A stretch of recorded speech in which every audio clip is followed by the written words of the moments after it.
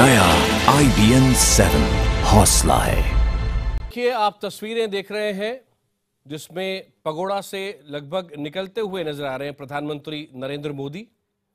और बहुत जल्दी शियान से लाइव IBN 7 के deputy managing editor Sumit Awasthi भी हमारे साथ जुड़ रहे हैं और खास मेहमानों का पैनल यहां हमारे साथ है। मेरे साथ यहां पूर्व राजनयिक पिनाक चक्रवर्ती हैं, मधुसूदन आनंद जी वरिष्ठ पत्रकार और वरिष्ठ पत्रकार रामकृपाल सिंह भी हमारे साथ अब यहां जुड़ गए हैं। सुमित, शियान से आप हमारे साथ अब लाइव हैं, वेलकम इस कार्यक्रम में। और साथ ही साथ हम इन विजुअल्स को देख रहे हैं जो वाइल्ड गूज पगोड़ा से हमें आ रहे हैं, जिसमें प्रधानमंत्री अब वहां से लगभग निकलते हुए नजर आ रहे हैं। बिल्कुल, और ये तस्वीरें जैसा कि मैंने बताया कि कुछ देर पहले की हैं, मुलाकात खत्म हुई है। ये पूरा करीब काफी ज्यादा वक्त, मेरे ख्याल से लगभग आधे से 1 घंटे का वक्त यहाँ पर प्रधानमंत्री मोदी ने बिताया। शी जिनपिंग खुद यहाँ मौजूद रहे। और शियान की एक और खासियत है आकाश, न सिर्फ ये ऐतिहासिक शहर है, न सिर्फ ये चीन की पुरातन राजधानी है, न सिर्फ ये वेनसुआन के लिए बनाए गए मशहूर पगोड़ा बिग वाइल्ड गूज पगोड़ा का शहर है, बल्कि आज की तारीख में शियान राष्ट्रपति शी जिनपिंग के लिए भी उतना ही महत्वपूर्ण है, क्योंकि उनका ये पैतृक राज्य का हिस्सा है शांक्षी का। और इन सब के बीच में ये सब बताना बहुत जरूरी हो जाता है आकाश कि शियान अब मॉडर्न शहर भी हो गया है। शियान में बहुत तेजी से आप कह सकते हैं विकास हुआ है। खासकर अगर हम राष्ट्रपति शी जिनपिंग के गांव की बात करें तो वो गांव तो गुजरात में प्रधानमंत्री मोदी के गांव से कई गुना बेहतर दिखाई देता है। जियापाऊ उसका नाम है। और उसकी खास बात आकाश ये कि उसमें ऐसे ऐसे विकास के तरीके पद्धति अपनाई गई है जो अमूमन किसी भी और देश में देखने को नहीं मिलती है। तो जो स्मार्ट सिटी का जो कॉन्सेप्ट है, जिसमें भारत मदद चाहता है चीन की, वो स्मार्ट सिटी स्मार्ट विलेज को कैसे विलेज को तब्दील कर सकती है, उस फॉर्मूले पर भी लागू हो सकता है। चीन ने बहुत स्मार्टली इन दिनों में क्या किया है, बहुत ही अच्छे तरीके से, कि जितने उसके पुराने शहर थे उन शहरों के पास पास एक नया शहर बसा दिया है, जिसको उसका आप कह सकते हैं मॉडर्न लुक देने की कोशिश की गई है, आधुनिक रूप देने की कोशिश की गई है। इसीलिए चीन में बहुत बड़े पैमाने पर इंफ्रास्ट्रक्चर पर काम चल रहा है। और शायद ये मेक इन इंडिया की बात हो या स्मार्ट सिटी बनाने की बात हो, ये कॉन्सेप्ट भी भारत को चीन से इसमें काफी मदद मिल सकती है, चीन की एक्सपर्टीज होने की वजह से। हालांकि आज शियान का दिन है। शियान एक छोटा सा कस्बा, लेकिन बहुत तेजी से विकसित होता हुआ, क्योंकि जहां पर ये पैगोडा है इसके ठीक सामने एक बहुत सुंदर सीमेंटेड सा मार्केट बनाया हुआ है। वो तस्वीरें आप शायद नहीं देख पाएंगे उसमें दुनिया के जितने बड़े फूड जॉइंट्स हैं वो वहां मौजूद हैं। पिज्जा हट है, मैकडोनल्ड्स है, KFC है, और चीन की तमाम बड़ी बड़ी दुकानें, बड़े बड़े शोरूम इसके ठीक सामने हैं। तो एक तरफ अत्याधुनिक बाजार, अत्याधुनिक चीजें, और दूसरी तरफ ऐतिहासिक धरोहर को संभाले हुए दिखाते हुए ये पैगोडा। तो ये तमाम जो समागम है, जो मिक्सचर है, वो बड़ी खूबसूरती से पूरे चीन में देखने को मिलता है। क्योंकि चीन की इकोनॉमी जिस तरीके से बढ़ी आगे, तेजी से चली है बीते 15-20 सालों में, उसकी सबसे बड़ी वजह यही है कि चीन भले ही कम्युनिस्ट सोशलिस्ट रहा, लेकिन उसने अपनी इकोनॉमी को जरूर ग्रो होने दिया और विदेशी कंपनियों को यहाँ आने दिया, जिसका फायदा चीन को भी मिला और चीन में काम करने वाले लोगों को भी मिला। आकाश, सुमित शियान से हमारे साथ ही रहिए। बल्कि इसके पहले के मेहमानों के पास जाओ, एक और चीज आपसे पूछना चाहूंगा। आप प्रधानमंत्री मोदी के साथ अमेरिका भी गए और अब प्रधानमंत्री मोदी के साथ आप चीन में हैं, तो एलिफेंट और ईगल साथ में खड़े होते हुए दिख रहे हैं आपको ज्यादा, या एलिफेंट और ड्रैगन खड़े हुए दिख रहे हैं एक साथ ज्यादा?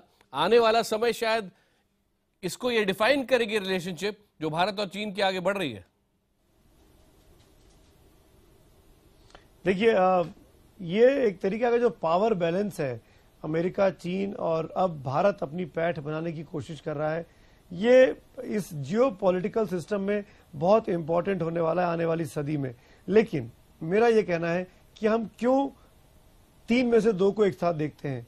ये तीनों एक साथ क्यों नहीं हो सकते हैं? चाहे वो ड्रैगन हो, चाहे वो ईगल हो, चाहे वो लायन हो, इन तीनों को अगर एक साथ रख के देखें माफ करिएगा, तो तीनों का फायदा हो सकता है। आकाश जी, सुमित हमारे साथ ही रहेगा। यहाँ मैं पिनाक जी के पास पहले आना चाहूंगा। पिनाक जी, जो चाइना की एक कोशिश है कि भारत को साथ ले, रूस पहले से कुछ हद तक साथ चाइना के नजर आता है, कम से कम अमेरिका के तो पूरे खिलाफ है रूस, तो ये जो नया वर्ल्ड ऑर्डर बन रहा है, इसमें भारत का फायदा किसमें है, भारत का हित किसमें है? भारत का हित उसी में है कि सबसे रिश्ते बनाए, क्योंकि भारत किसी एक की तरफ अभी झुकने के लिए तैयार नहीं है। भारत कभी किसी अलायंस रिलेशनशिप में जाने के लिए भी तैयार नहीं है। तो मुझे तो लगता है भारत का हित इसी में है कि चाइना बड़ा नेबर है हमारा, चाइना के साथ हमारे ट्रेड रिलेशंस भी मैक्सिमम है, इन्वेस्टमेंट भी अगर आना शुरू करें तो पूरा जो आर्थिक जो रिलेशनशिप है वो काफ़ी बड़ा हो सकता है। और उधर अमेरिका है, तो ये जो एक त्रिकोण बना हुआ है अमेरिका, चाइना और इंडिया का, जिसमें इंडिया अभी वीकेस्ट फैक्टर है। चाइना अब दूसरे नंबर पे आ गया है इकोनॉमी के लिहाज से, तो अब शायद अमेरिका को वो मतलब ओवरटेक भी कर जाएगा नेक्स्ट 10-20 ईयर्स में। इंडिया भी बढ़ेगा, अगर इंडिया 7.5% जैसे कहा जा रहा है बढ़ेगा नेक्स्ट ईयर से, तो इंडिया की भी उम्मीदें हैं कि इंडिया की इकोनॉमी भी बढ़ेगी। तो इसलिए ये त्रिकोण जो है ये बड़ा इम्पॉर्टेंट है। रशिया इसमें इतना बड़ा रोल नहीं प्ले कर पाएगा मुझे लगता है। वैसे ब्रिक्स पे रशिया जरूर है, पर वहाँ पे भी रशिया का झुकाव चाइना की तरफ काफ़ी हो गया है। रशिया और चाइना में बड़ी बड़ी डील्स हो गई हैं, गैस की डील्स $400 बिलियन की डील्स हुई हैं, जिसमें देखा जा रहा है कि रशिया शुरू में तो यूरोप की तरफ झुकाव था रशिया का, बट रशिया का गैस अभी यूरोप में भी जाता है।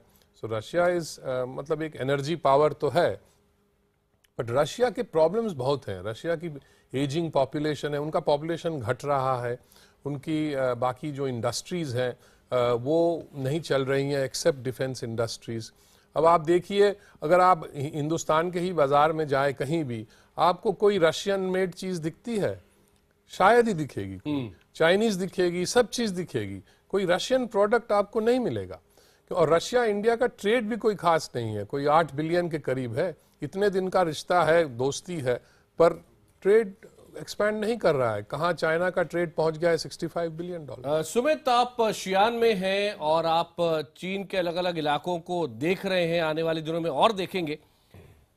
जीडीपी कंपेयर किया जाए तो चीन का जीडीपी भारत के मुकाबले तकरीबन 5 गुना है। पर कैपिटा जीडीपी देखा जाए तो वो भी तकरीबन उसके आसपास बनता है। अगर आप फॉरेन एक्सचेंज रिजर्व्स देखें तो उसमें भी बहुत ज्यादा फर्क है। 32 करोड़ डॉलर भारत का बनता है और उसके मुकाबले तकरीबन 10 गुना ज्यादा चाइना का। मिलिट्री एक्सपेंडिचर देखा जाए तो चीन का भारत के मुकाबले 3.5 गुना ज्यादा। जब आप शहरों में घूमते हैं और शियान जैसे शहर में घूमते हैं, इंफ्रास्ट्रक्चर को देख के क्या महसूस होता है भारत और चाइना का कंपैरिजन? देखिए आकाश, बोलना नहीं चाहिए, लेकिन हम दोनों मुल्क एक साथ आजाद हुए थे और बीते 60-70 सालों में चीन, इसमें कोई दो राय नहीं, हमसे कहीं गुना आगे निकल चुका है। शायद पॉलिटिकल विजनरीज नेताओं की कमी रही हमारे मुल्क में, या हमारे पॉलिटिकल कंपल्शंस ऐसे रहे कि हम उस तरफ ध्यान ही नहीं दे पाए। हमारा ध्यान अपने मुल्क को बनाए रखने में, एकजुट बनाए रखने में, अंदर की ताकतों में ही, अंदरूनी समस्याओं पे ही ज्यादा रह गया। इन सब चीजों से पार पाने में वक्त लगेगा आकाश। अब जो कोशिशें हो रही हैं, मुझे लगता है कि इनका असर कितना होगा मैं नहीं कह सकता, बहुत जल्दबाजी होगी कुछ भी कहना, लेकिन एक कोशिश होती दिखाई दे रही है। भारत अपनी टर्म्स पर, अपनी शर्तों पर अपनी बातों को मनवाने की कोशिश करता हुआ दिखाई दे रहा है। बीते अगर हम 1 दशक की बात करें, थोड़ा सा एग्रेसिव अप्रोच भारत की विदेश नीति में आया है, पर जब भारत की विदेश नीति के अप्रोच में अंतर आया तो दुनिया की इक्वेशंस बदल गई हैं। जो दो मुल्क अभी दुश्मन हुआ करते थे वो दोस्त होने की कोशिश कर रहे हैं, जो कभी दोस्त हुआ करते थे वो दुश्मन हो रहे हैं।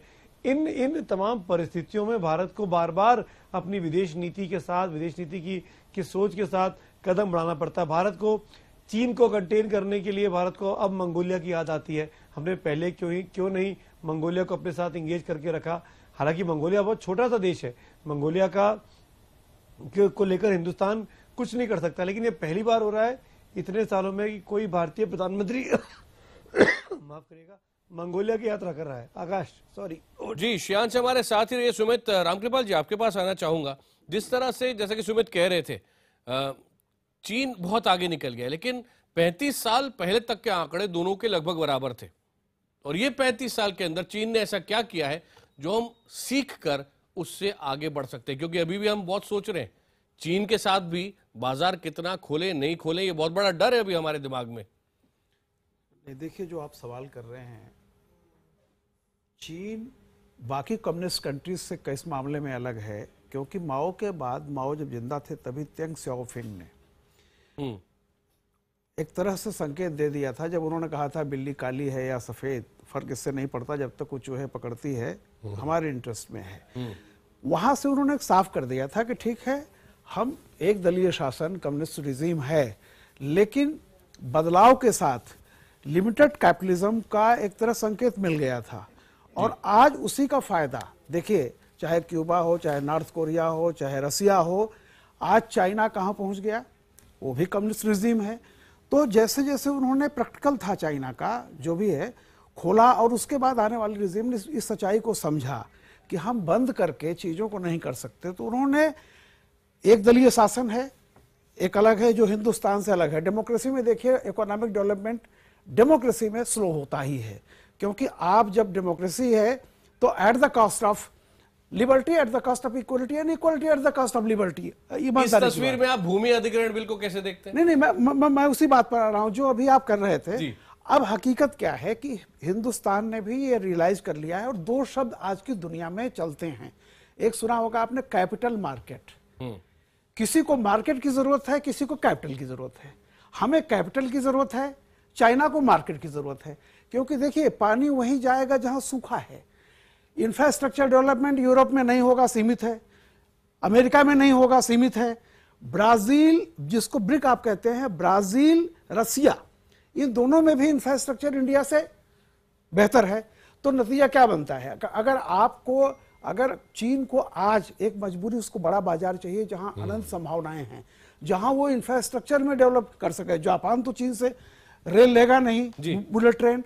तो इसलिए मैं कह रहा हूं, और हमें भी क्या जरूरत है, हमें पूंजी चाहिए, पूंजी चाहिए, तकनीक चाहिए, और हमारे पास इतना बड़ा बाजार है। देखिए, इंडिया की इकोनॉमी कंजम्पशन बेस्ड इकोनॉमी है। बिल्कुल। उधर सुमित भी शियान से कुछ सवाल आपके सामने रखना चाह रहे हैं, क्योंकि वो लगातार प्रधानमंत्री के साथ है और बहुत सारी नई चीजें इस वक्त वहां देख रहे हैं। लेकिन इसके पहले कि मैं सुमित के पास जाऊं, अब से थोड़ी देर पहले भारत के विदेश सचिव ने बाकायदा ये बताया, एस जयशंकर ने, कि भारत के प्रधानमंत्री और चीन के राष्ट्रपति दोनों के बीच क्या बात हुई, किन मुद्दों पर। ये सुनते फिर एक बार वापस लौटेंगे सुमित के पास।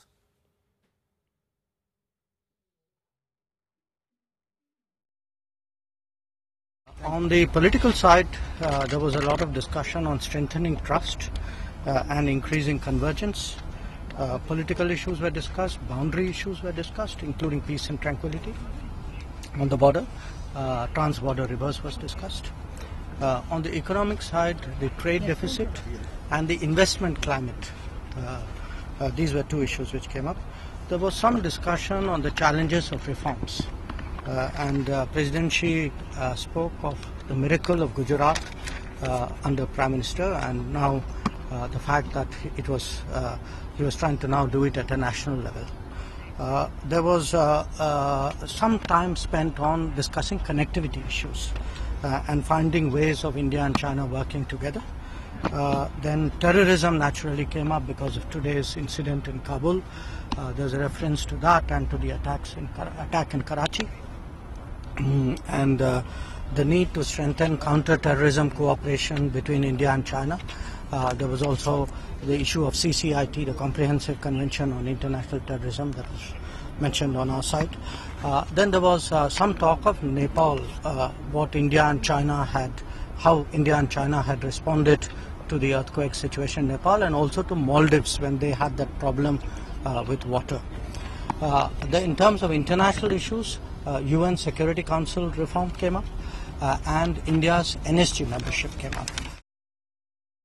और यहाँ नोएडा से आइए अब आपको सीधे लिए चलते हैं सुमित के पास, जो शियान में है, जहां प्रधानमंत्री और चीन के राष्ट्रपति इस वक्त हैं। और सुमित, ये जानकारी अभी भी विदेश मंत्रालय से विकास स्वरूप दे रहे हैं विदेश मंत्रालय के प्रवक्ता कि एक्सचेंज हुआ है स्पेशल गिफ्ट्स का। प्रधानमंत्री ने बोधि वृक्ष का एक सैपलिंग दिया है वहां मंदिर को, और जो एबर्ट है, जो बौद्धिक भिक्षु है वहां, बुद्ध भिक्षु है वहां पे, उन्होंने शुआन ज़ैंग की एक मूर्ति प्रधानमंत्री को भेंट की है। जी सुमित।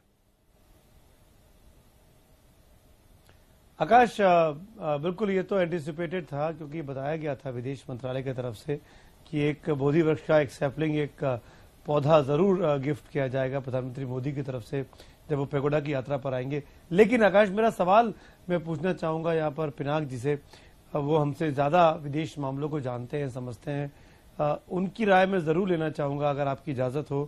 पिनाक सर, मैं ये जानना चाहूंगा आपसे, अगर आप मुझे सुन पा रहे हैं, क्या ये दो लीडरशिप, मैं इंडिविजुअल्स की बात कर रहा हूं, क्लियर कर दूं, नरेंद्र मोदी और शी जिनपिंग, जो पिछले एक साल में 4 मुलाकातें कर चुके हैं, पहले ब्रिक्स में, फिर सितंबर में हिंदुस्तान में, फिर G20 में ऑस्ट्रेलिया में, और अब मई में खुद चीन में प्रधानमंत्री मोदी मौजूद हैं। एक साल में 4 मुलाकात होना दो बड़े वर्ल्ड लीडर्स की, ये वाकई में एक सिग्निफिकेंट कदम तो है।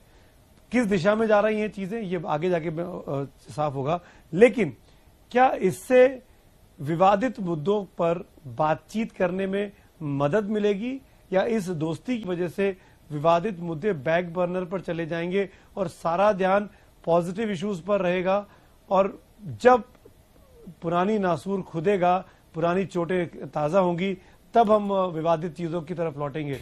इस पर्सनल इक्वेशन को आप किस तरीके से देखते हैं भारत और चीन के मद्देनजर?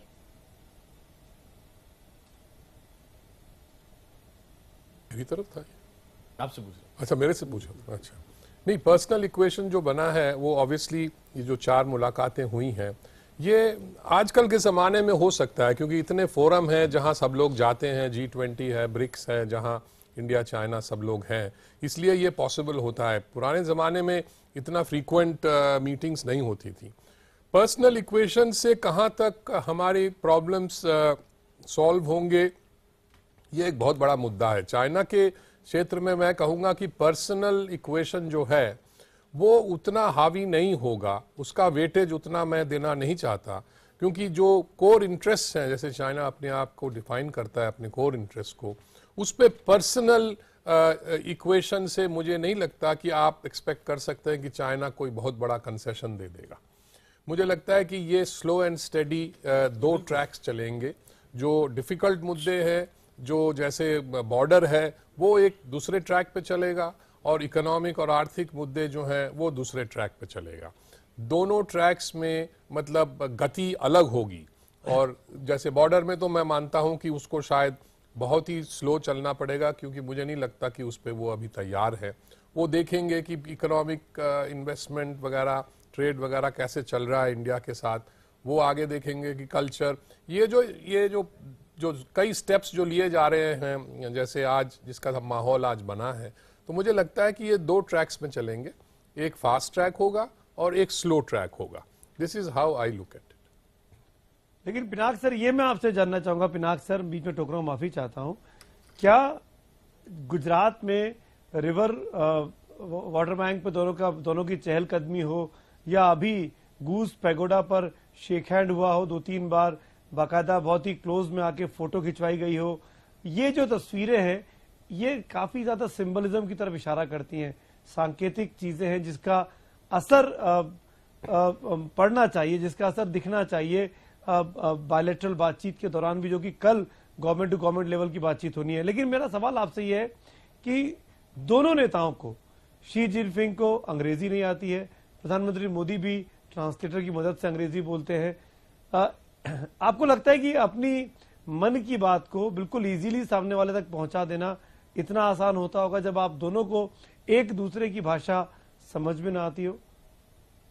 देखिए, भाषा तो माध्यम है अपने बात कहने का, वहाँ ट्रांसलेशंस होते हैं, इंटरप्रेटर्स होते हैं, तो आप मन की बात कह सकते हैं, ऐसी बात नहीं है।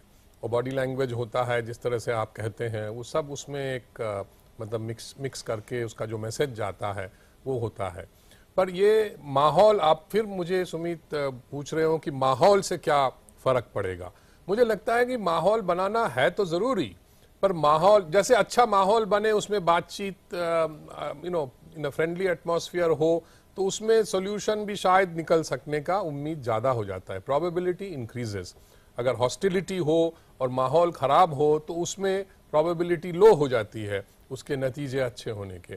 तो माहौल बनाना ज़रूरी है, और माहौल इसीलिए बनाया जा रहा है क्योंकि अभी जो हार्ड मुद्दे हैं वो और आगे हैं, वो और सामने हैं। इसलिए माहौल बनाने का दोनों साइड का एक उद्देश्य है कि माहौल, अच्छे माहौल में शायद जो उलझे हुए हैं जैसे बॉर्डर है, उसका जो सोल्यूशन है वो शायद आगे निकाल सकें। पर माहौल से ही सोल्यूशन निकलेगा ये तो नहीं होता है। पिनाक जी हमारे साथ ही रहिए, और साथ ही साथ दो वरिष्ठ पत्रकार भी हमारे साथ हैं, रामकृपाल जी और मधुसूदन आनंद जी। और यहाँ नोएडा स्टूडियो में मैं आकाश आपके साथ हूँ। शियान से सुमित अवस्थी लगातार हमारे साथ लाइव हैं। ये लाइव विजुअल्स भी सुमित इस वक्त हम देख रहे हैं जहां प्रधानमंत्री नरेंद्र मोदी नजर आ रहे हैं और बाकायदा एक सांस्कृतिक कार्यक्रम उनके सामने हो रहा है। क्या आप भी ये विजुअल्स देख पा रहे हैं? बिल्कुल आकाश, ये विजुअल्स मैं देख पा रहा हूं। ये ग्रेट साउथ वॉल जो है, जो कि शियान की एक और खूबसूरती है, शियान की एक और पहचान है। जैसे कि अपने यहाँ दिल्ली में अगर मैं समझाऊं, दिल्ली आगरा में जैसे लाल किला है, उसी की तरीके से बड़ी एक मजबूत दीवार बनी हुई है यहाँ के प्रोविंस की, यहाँ के राजा के द्वारा बनवाई गई। उसी का मेरे ख्याल से मुआयना कर रहे हैं। उसी को देखने के लिए प्रधानमंत्री मोदी अभी वहां पहुंचे हुए हैं। राष्ट्रपति उनके साथ शी दिखाई दे रहे हैं, और वहीं पर इस कल्चरल प्रोग्राम का आयोजन भी किया गया है। जो आप डांस करते हुए तमाम युवक युवतियों को देख पा रहे हैं, ये उसी कल्चरल प्रोग्राम का हिस्सा है। एक और चीनी संस्कृति का, चीनी सभ्यता का मुजाहिरा प्रधानमंत्री मोदी के लिए यहाँ पर किया गया है। आकाश जी बिल्कुल, तो शियान से और यहाँ नोएडा से एक साथ हम यहाँ जुड़े हुए हैं, और प्रधानमंत्री नरेंद्र मोदी आपके स्क्रीन पर है। सांस्कृतिक कार्यक्रम इस वक्त वहां जारी है। नमस्कार, आप ये बुलेटिन देख रहे हैं। इस वक्त नोएडा और शियान, चीन का शहर, जहां पर भारत के प्रधानमंत्री नरेंद्र मोदी आपको स्क्रीन पर नजर आ रहे हैं। खास मेहमान हमारे साथ यहां पर मौजूद हैं। वरिष्ठ पत्रकार रामकृपाल हमारे साथ हैं, रामकृपाल सिंह जी के साथ ही साथ मधुसूदन आनंद हमारे साथ हैं, पुष्पेश पंत जी हमारे साथ हैं, और पूर्व राजनयिक पिनाक चक्रवर्ती जी भी हमारे साथ हैं। लेकिन आइए सीधे चलते हैं सुमित के पास, जो शियान से, चीन से इस वक्त हमारे साथ जुड़े हुए हैं। सुमित, अभी ये लाइव विजुअल्स देख रहे हैं जिसमें प्रधानमंत्री नरेंद्र मोदी नजर आ रहे हैं। पॉट सिटी में है इस वक्त शियान की। हाँ बिल्कुल आकाश, फोर्ट सिटी में है वो शियान की, और यहीं पर कल्चरल प्रोग्राम उनको देखना है, और यहीं पर उसके बाद रात्रि भोज का भी आयोजन किया गया है। तो कुल मिलाकर अब हम कह सकते हैं कि प्रधानमंत्री मोदी अपने शियान दौरे के पहले, अपने चीन दौरे के पहले दिन शियान के अपने आखिरी पड़ाव पर आ गए हैं, क्योंकि इसी के बाद अब से करीब 1 घंटे के बाद या 1.5 घंटे के बाद उनको रवाना होना है बीजिंग के लिए, जहां पर कल औपचारिक स्तर की बातचीत होगी। इस कल्चरल प्रोग्राम में खुद राष्ट्रपति शी जिनपिंग भी मौजूद हैं, प्रधानमंत्री मोदी मौजूद हैं, यहाँ के प्रांत के शंघाई प्रांत के जो गवर्नर हैं उनके भी मौजूद होने की खबर थी। और इस खुशनुमा माहौल में, इस खुशनुमा शाम के माहौल में आप देख सकते हैं प्रधानमंत्री मोदी के चेहरे पर कोई भी तनाव नहीं है। वो काफी प्रसन्नचित्त नजर आ रहे हैं। ऐसा लग रहा है कि जो कुछ चल रहा है सब उसी दिशा में आगे बढ़ रहा है जैसा वो सोच कर आए थे। तो चेहरे पर कोई तनाव नहीं है, राहत जरूर देखी जा रही है इन तस्वीरों में, इन भाव भंगिमाओं में। आकाश बिल्कुल, ये खूबसूरत विजुअल्स और एक भव्य स्वागत, सुबह भी प्रधानमंत्री का भव्य स्वागत किया गया शियान के अंदर, जहां सुमित अवस्थी लगातार देख रहे हैं प्रधानमंत्री को, कभी बिल्कुल करीब से, कभी इस वक्त जैसे कि हमें बता रहे हैं कुछ दूर से। और सुमित, ये भी बताएं कि आप ये जो लाइव विजुअल्स यहां हम IBN 7 पर दिखा रहे हैं, शियान में बैठ के कैसे देख पा रहे हैं आप IBN 7? आकाश, ये भी एक दिलचस्प बात है। जिस चीन में तमाम बड़ी बड़ी चीजों पर बैन लगा हुआ है, अंतर्राष्ट्रीय सोशल मीडिया की जो साइट्स है उस पर रोक लगी हुई है। गूगल जैसी, जीमेल जैसी, यूट्यूब जैसी, फेसबुक जैसी, वो तमाम चीजें यहाँ भले ही ना मिलती हो, लेकिन IBN 7 चीन में भी मिलता है। हमारा जो ऐप है, एप्लीकेशन है, अगर आप डाउनलोड कर ले उसको तो आप बड़ी आसानी से दुनिया के किसी भी कोने में देख सकते हैं। मैं अपने फोन पे अपने सहयोगी वीडियो जर्नलिस्ट करम सिंह को बोलूंगा दिखाएं। ये तस्वीरें इस वक्त मैं अपने मोबाइल फोन में IBN लाइव के एप्लीकेशन को डाउनलोड करके लाइव टीवी देखते हुए देख रहा हूं, जिसमें न सिर्फ IBN 7 दिखाई देता है बल्कि IBN लोकमत और हमारा अंग्रेजी चैनल CNN IBN भी आप कहीं भी बैठकर देख सकते हैं। तो ये जो तस्वीरें आप दिखा रहे हैं दर्शकों को, उसमें से बहुत सी ऐसी तस्वीरें हैं जहां मैं मौजूद नहीं था, क्योंकि हर जगह मैं नहीं जा सकता हूं। प्रधानमंत्री मोदी जैसी फुर्ती स्फूर्ति हम तमाम मीडिया के लोगों में नहीं है। हमको जगह जगह रिस्ट्रिक्शन के साथ सामना करना पड़ता है। तो 1 या 2 इवेंट पर हमको ले जाया गया है और बाकी इवेंट हमको विजुअल के जरिए, तस्वीरों के जरिए जो DD से और ANI से हमको मिल रही है, उसके जरिए ही हम आपको बता पा रहे हैं कि वहां क्या चल रहा है। अधिकारियों के बीच में हम बैठे हैं, उनसे हम बीच बीच में पूछते रहते हैं कि कोई अपडेट आया क्या, कोई खबर आई क्या, क्योंकि यहाँ ट्विटर नहीं चलता है, ट्विटर हम नहीं देख पाते हैं, वरना प्रधानमंत्री कार्यालय और खुद प्रधानमंत्री बड़े पैमाने पर ट्वीट करके लोगों को अवेयर करा देते हैं कि क्या चल रहा है। और दूसरी बड़ी बात, यहीं पर वाइबो चलता है, ट्विटर का जो समकालीन सोशल मीडिया हैंडल है, उस वाइबो को हम अगर एक्सेस कर भी लें, जैसे मैं उस पर रजिस्टर हो चुका हूं, पर मैं उसमें पढ़ नहीं पाता क्योंकि वो मैंडेरियन में है, वो चीनी भाषा में लिखा हुआ है। तो केवल तस्वीर तक तो आप देख सकते हैं, लेकिन आप ये नहीं देख सकते कि उस तस्वीर के साथ कैप्शन क्या लिखा हुआ है। ये अपने आप एक अनोखी चीज यहाँ पर हम लोग को देखनी पड़ रही है। और चीन वाकई में बहुत ही रिस्ट्रिक्टिव कंट्री है मीडिया के मद्देनजर। कहने को यहाँ पर एक चीन का एक चैनल है CCTV, जिसके 15-20 चैनल है अलग अलग तरीके से, लेकिन एक भी प्राइवेट मीडिया चैनल नहीं है। जो भी थोड़े बहुत हैं वो हांगकांग में है। उस हांगकांग में जो अभी हाल में चीन में शामिल हुआ है, वहां पहले से चल रहे थे। लेकिन मैं एक बात आपको और बता दूं कि यहाँ पर एक दलीय शासन है, जो बात रामकृपाल सिंह जी बोल रहे थे, और उस एक दलीय शासन में उसकी आलोचना करना मीडिया के लिए कतई भी आसान नहीं है, क्योंकि स्टेट, सरकार, शासन तंत्र उस मीडिया को कंट्रोल करता है।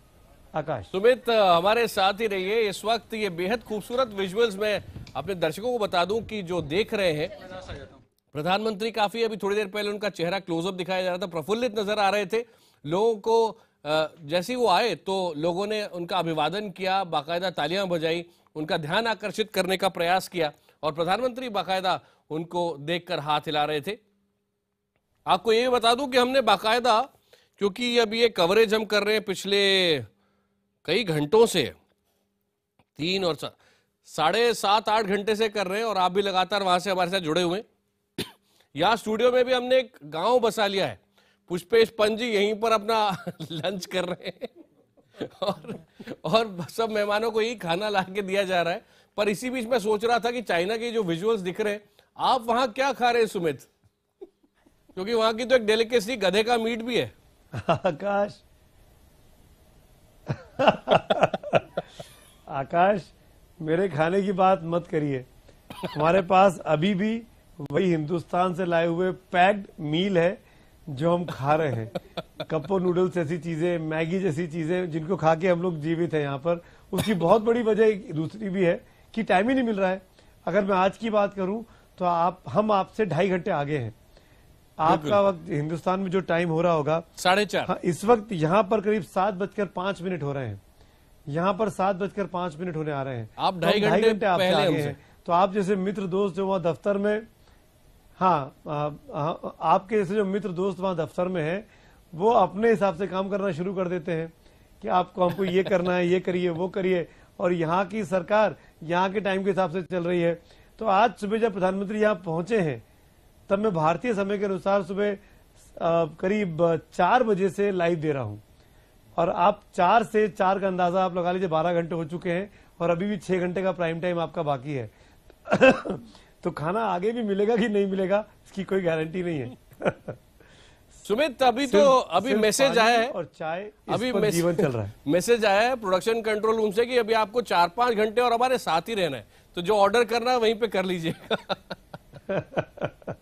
वैसे पिनाक जी आपको कुछ बोल भी रहे हैं कि चाइना में डिनर टाइम हो गया, नहीं पिनाक जी? हाँ बिल्कुल, 6 बजे उनका एकदम, वो 6 बजे के बाद, अब मेरा जो एक्सपीरियंस है चाइनीज के साथ बात करने का, और जब मैं प्रोटोकॉल में था तब कई बार गया हूँ, तो वो 6 बजे के बाद कोई बात करने को तैयार नहीं है। वो हमें कहते रहते कि now we must end, we have dinner is waiting, because वो 6 बजे के बाद they find it very difficult to go in any programme. Sumit, आप सोच रहे हो कि काश ऑफिशियल डेलीगेशन का ही पार्ट होते। नहीं, बिल्कुल ठीक बात है पिनाक सर। मैंने खुद, आप तो खैर कई बार आए, मैं पहली बार चीन आया हूं, और इन 3-4 दिनों में कई बार ऐसा हुआ, हमको ऑफर किया गया कि शाम को 6 बजे चलिए आइए डिनर करते हैं, और हमारे लिए 6 बजे शाम की चाय का वक्त होता है। हम अगर डिनर की तैयारी उस टाइम पे कर लें तो काम ही आगे ना हो पाए। तो यहाँ पे 6 बजे डॉट आकाश, आप देखेंगे 5-5:30 बजे के आसपास अचानक से सड़क पर बहुत भीड़ दिखती है। बीजिंग में रहा मैं, कल मैंने शियान में भी देखा, अचानक से सड़क पे भीड़ दिखती है, क्योंकि सबका दफ्तर खत्म होता है और पहली कोशिश अपने डेस्टिनेशन पे पहुंच के, घर पहुंच के, गंतव्य पर पहुंच के खाना खाना है। आप पहले खाना खाते हैं क्योंकि इनका दिन जल्दी शुरू होता है, हम लोग पूरब में हैं, तो दिन जल्दी लंबा होने की वजह से खाना के टाइमिंग्स हमसे अलग होते हैं इनके। 12 बजे लंच कर लेते हैं, लंच खत्म हो जाना चाहिए 12 बजे तक, और 12 बजे के बाद 6 बजे उनका आखिरी मील होता है, और उसके बाद फिर शाम को घूमना फिरना अगर है तो है, वरना 9 बजे अमूमन एक आम घर का आदमी सोने के लिए चला जाता है, 9 बजे 10 बजे के बीच। आकाश, सुमित एक बात बताइए कि डिनर बैंक्वेट जो प्रेसिडेंट शी जिनपिंग का है वो भारतीय समय के मुताबिक 4 से 5 के बीच में होना था, अभी तकरीबन 4:30 बजा, 4:36 हो रहा है यहाँ पर। तो क्या ये डिनर बैंक्वेट, जैसा कि हम बात कर रहे हैं कि डिनर का टाइम हो गया है, ये इस वक्त हो रहा होगा, और जो विजुअल्स हम देख रहे हैं थोड़े पहले के होंगे शायद? बिल्कुल आकाश, डिनर वहीं होना है, और मुझे ऐसा लगता है कि तस्वीरें कुछ देर पहले की हैं जो बार बार हमको एजेंसीज के थ्रू मिल रही हैं। डिनर अब तक शुरू होना चाहिए, और डिनर का टाइम भी करीब पौने घंटे से 1 घंटे का वक्त रखा गया है डिनर के लिए भी। तो अगर हम मान के चलें कि 7:10 हो रहे हैं, और अगर डिनर शुरू हुआ है तो 8 बजे तक डिनर खत्म होगा, फिर एयरपोर्ट जाएंगे और फिर उड़ेंगे, यानी करीब 1-1.25 घंटा अभी भी प्रधानमंत्री मोदी अपने शेड्यूल कार्यक्रम से लेट चल रहे हैं। और उस लेट होने की वजह यही है कि उन्होंने, और जो राष्ट्रपति शी जिनपिंग के बीच जो बातचीत हुई आज दोपहर में गेस्ट हाउस में, वो लंबी चली, उसमें जरूर कई महत्वपूर्ण चीजें निकलकर सामने आई, जैसा कि विदेश सचिव एस जयशंकर साहब ने बाहर आकर बताया भी। WTO और क्लाइमेट चेंज, ये 2 बड़ी चीजों पर हस्ताक्षर हो सकते हैं। ट्रेड डिफिसिट को लेकर, मेक इन इंडिया की बात को खत्म करने को लेकर भी कोई महत्वपूर्ण MOUs पर कल आपको, मुझे ऐसा लगता है कि कल हमको कोई बड़ी खबर इन 2 मुद्दों पर मिल सकती है। कल जब बीजिंग में बायलैटरल टॉक्स होंगी, G2G लेवल की टॉक्स होंगी। आकाश, सुमित आपसे भी जानना चाहूंगा कुछ, लेकिन पहले मैं पुष्पेश जी के पास से आना चाहता हूं। पुष्पेश जी, सुमित जहां पर हैं चीन में, अगर कोई सड़क बनानी है तो राष्ट्रपति या जो भी फैसला कर रहा होगा वो कहेगा कि इस पॉइंट तक स्ट्रेट लाइन बनाओ, बन गई।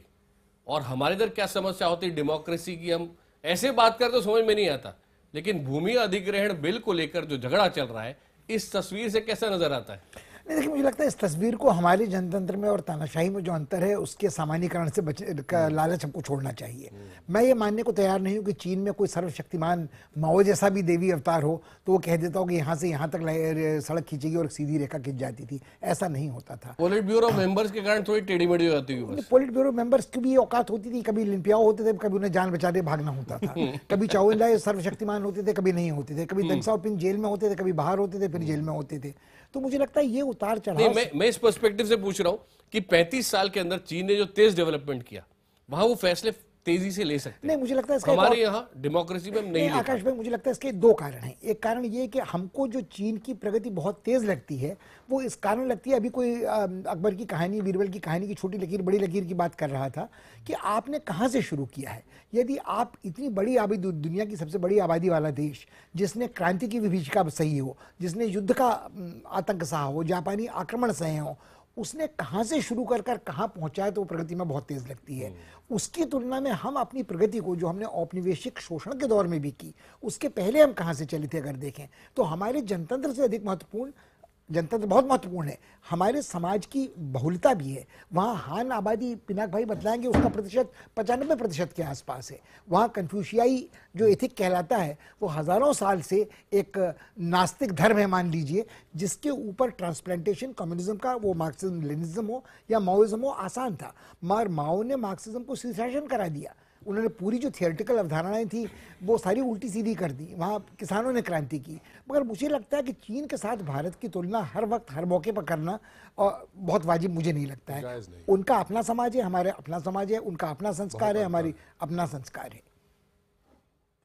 ठीक है, वो एक बार किसी ने कहा तुलना तो खैर हो ही जाती है, क्योंकि जैसे जैसे आगे बढ़ेंगे तो रिश्ते और कौन ज्यादा ताकतवर रहेगा, भारत किसके साथ खड़े हो, वहां उसके लिए जरूरी है। लेकिन जैसा कि अभी कहा पुष्पेश जी ने कि बहुत अलग भी है चीन कई मायनों में, लेकिन भारत क्या चीजें सीख सकता है चीन से। सुमित शियान से हमारे साथ हैं, उनसे भी बात करेंगे। एक बार फिर IBN 7 पर आपका स्वागत है। नोएडा स्टूडियो में खास मेहमान हमारे साथ यहाँ पर हैं, और साथ ही साथ ये आप विजुअल्स देख रहे हैं अपने स्क्रीन पर, ये चीन से शियान से आ रहे हैं, जो कि एंसेस्ट्रल हाउस है, उनके परिवार का ये इलाका है जहाँ पर चीन के राष्ट्रपति शी जिनपिंग के, और वो खुद तो पैदा हुए थे बीजिंग में, लेकिन उनके पिता का जो जन्म स्थान है वो शियान से, इसी प्रांत के अंदर तकरीबन 100 किलोमीटर जो जगह आप देख रहे हैं इससे दूर है वहां पे। लेकिन ये बौद्ध धर्म के हिसाब से एक बहुत महत्वपूर्ण सेंटर है, केंद्र है, और यही एक बड़ा आधार भी है भारत और चीन के रिश्तों का, जो सदियों पुराने हैं, तकरीबन 2000 साल से ज्यादा पुराने हैं। और प्रधानमंत्री नरेंद्र मोदी आपको बहुत खुश, बहुत मुस्कुराते हुए नजर आ रहे हैं, और अपने पूरी तरह से पिनाक जी, आप तो काफी सारे राजनेताओं को देख चुके हैं इस तरह से, अब तक तो पहले दिन के खत्म होने तक अपने रंग में आ गए प्रधानमंत्री, पूरी तरह से रिलैक्स लग रहे हैं। बहुत नॉर्मल और रिलैक्स तो लग ही रहे हैं। तो जाहिर है जिस तरह से हाथ उठा के बात कर रहे हैं, जरा नेचुरल जो हाथ से बात करने की जो आदत है हम लोगों की, जैसे हम कहते हैं ना कि अगर किसी के हाथ बांध दिए जाए तो फिर वो बोलना ही बंद कर देगा, क्योंकि जो तालमेल होता है हाथ और बोलने में। पर यस, ही इज काफी नॉर्मल, मतलब रिलैक्स्ड है, चल रहे हैं अपने। पर मुझे तो लगता है अभी समय, बैंक्वेट का समय तो हो गया होगा, और बिल्कुल बैंक्वेट का समय हो चुका है, बल्कि बैंक्वेट खत्म होने का समय आ रहा है। डेफर्ड विजुअल्स हैं ये। हाँ, ये पुराने विजुअल्स हैं, क्योंकि इनका बैंक्वेट चाहे 1.5 घंटे का ही हो, पर बड़ा एलैबोरेट होता है, इनके मेन्यू बहुत एलैबोरेट होती हैं। तो कई कोर्स की मील होती है, जैसे आप बता रहे थे, 30, 35, 36 कोर्स की मील होती है, छोटी छोटी चीजें आती हैं एक एक करके, यानी एक के बाद एक आपके प्लेट में 36 चीजें एक एक करके आएंगी, और आप खाते वो एक एक छोटे छोटे बोल्स में आएंगी और डिफरेंट थिंग्स आएंगे। चला एक छोटी सी प्याली में कुछ मूंगफलियां आई हैं आपको, हाँ वो भी है। सिर्फ मूंगफली आप खाइए, 5, 7, 10 उबली हुई मूंगफली। अच्छा, इस तरह के मतलब चीजें होती हैं। Different item. तो मंसूर आनंद जी, आप भी तो वहाँ चाइना गए? मैं एक बार गया हूँ, और आपने वहाँ क्या क्या खाया? मैंने वहाँ पूरी कोशिश की, क्योंकि मैं शाकाहारी हूँ, शाकाहारी खाना खाया। लेकिन जब मैं भारत से वापस आया तो मैंने कहा कि मुझे शाकाहारी खाना किसी तरह से मिल गया, क्योंकि नाश्ता जो सुबह 5 स्टार होटल में मिलता है उसमें सब चीजें होती थी शाकाहारी, वो आराम से खा लिया। लेकिन दिन में जो है उनकी सब्जियां, खासतौर से वहाँ बैंगन बहुत ज्यादा खाया जाता है, तो बैंगन की सब्जी और ब्रेड खा ली। तो मैंने कहा मैं वहाँ ठीक तरह से रहा और अच्छी तरह से मैंने खाना वाना खाया, तो और मैंने शाकाहारी खाना खाया। तो उन्होंने कहा आपको पता नहीं जो वहाँ एनिमल फैट यूज किया जाता है तो वो तो आप खा ही आए हैं। मैंने कहा कोई बात नहीं, अब मुझे कोई फर्क नहीं पड़ता इस बात से। लेकिन यह है कि आज के समय में काम चलाना आसान हो गया, चाहे वो चाइना हो, एक ना एक बड़े शहर में एक इंडियन रेस्टोरेंट होता है, एक इंडियन रेस्टोरेंट होता है, वहाँ बहुत महंगा होता है, 3 दिन में 4 दिन में जाके खा सकते हैं। मतलब आप लगातार 15 दिन रह रहे हैं तो एक दिन भी आपको खाना ना मिले हिंदुस्तानी तो मुश्किल हो जाती है। तो एक बार आप गए 3 दिन में 2 दिन में तो आपको मिल गया तो आपका काम चल जाता है। बैगन सैंडविच खाया इन्होंने, बैगन, ब्रेड एंड बैगन। बिल्कुल। और ये जो हम अभी बात भी कर रहे थे वो इसलिए क्योंकि डिनर टाइम है चाइना में, और जो तय कार्यक्रम है उसके मुताबिक इस समय भारत के प्रधानमंत्री नरेंद्र मोदी और चीन के राष्ट्रपति शी जिनपिंग ये डिनर को इस वक्त खत्म कर रहे होंगे। तय कार्यक्रम के मुताबिक ये खत्म होने के बाद में कुछ और सांस्कृतिक कार्यक्रम है, जिनके बाद प्रधानमंत्री शियान इंटरनेशनल एयरपोर्ट जाएंगे और वहां से बीजिंग के लिए रवाना हो जाएंगे। एक छोटा सा ब्रेक यहां ले रहे हैं, लेकिन हमारे खास मेहमान हमारे साथ बने रहेंगे। इस ब्रेक के बाद जब लौटेंगे तो कुछ गंभीर विषयों पर बात करेंगे। भारत और चीन किन बातों पर सहमति पर आ सकते हैं, किन पर संभव नहीं है, और वहां किस तरह से दोनों के रिश्ते आगे